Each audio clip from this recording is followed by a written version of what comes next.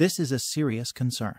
The discussion is happening now. It should become obvious why things like pornography, not just the accessibility of pornography, but the intensity of pornography can negatively shape real-world romantic and sexual interactions. This isn't a pass judgment on whether or not people like or don't like pornography, ethical discussion, and a moral discussion that has to be decided for each individual. But any activity that evokes a lot of dopamine release will make it harder to achieve the same level and certainly the greater level of dopamine through a subsequent interaction. So yes, indeed, many people are addicted to pornography, and yes, indeed, many people who regularly indulge in pornography experience challenges in real-world romantic interactions when somebody pursues a drug or an activity that leads to huge increases in dopamine. And now you understand that afterward, the baseline of dopamine drops because of the depletion of dopamine, the readily releasable pool. The dopamine is not around to be released. And so people feel pretty lousy, and many people make the mistake of then going and pursuing the dopamine-evoking, the dopamine-releasing activity or substance, again thinking mistakenly that it's going to bring up their baseline. It's going to give them that peak again. Not only does it not give them an A peak, but their baseline also gets lower and lower because they're depleting dopamine more and more and more. And we've seen this over and over again. When people get addicted to something, then they're not achieving much pleasure at all. You can see this with video games. People will play a video game, they love it, it's super exciting to them, and then they'll keep playing and playing and playing. And first of all, addiction is a progressive narrowing of the things that please you. So oftentimes what will happen is the person only has excitement and can achieve dopamine release to the same extent doing that behavior and not other behaviors. And so they start losing interest in school, they start losing interest in relationships, they start losing interest in fitness and well-being. And eventually what typically happens is they will stop getting dopamine released from that activity as well, and then they drop into a pretty serious depression.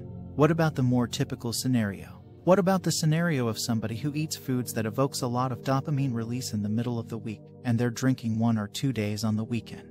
They are one of these work hard, play hard types. So they're swimming a couple of miles in the ocean in the middle of the week as well. They're going out dancing once on the weekend. Sounds like a pretty balanced life as I describe it. Well, here's the problem.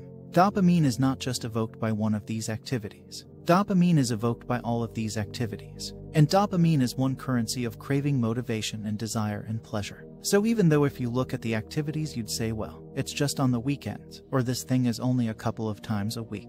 If you looked at dopamine simply as a function, as a chemical function of peaks and baseline, it might make sense why this person, after several years of working hard, playing hard, would say, yeah, you know, I'm feeling kind of burnt out. I'm just not feeling like I have the same energy that I did a few years ago. And of course, there are age-related reasons why people can experience drops in energy. But oftentimes what's happening is not some sort of depletion in cellular metabolism that's related to aging. What's happening is they're spiking their dopamine through so many different activities throughout the week that their baseline is progressively dropping.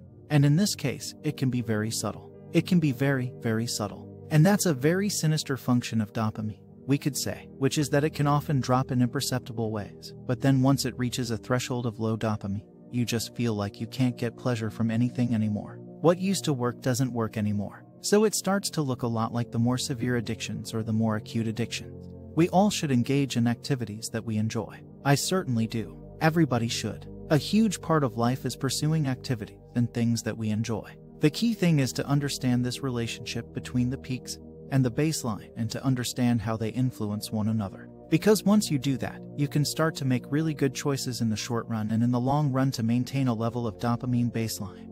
Maybe even raise that level of dopamine baseline.